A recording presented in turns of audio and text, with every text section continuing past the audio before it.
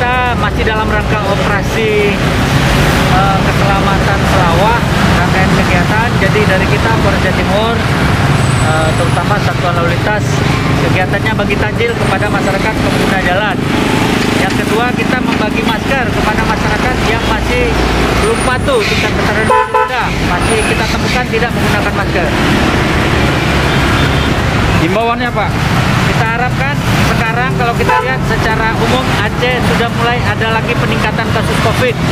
Saya selaku Kabab Aceh Timur mengimbau kepada warga Aceh Timur supaya benar-benar mematuhi protokol kesehatan, baik di tempat umum, di tempat ibadah, di semua tempat-tempat keramaian.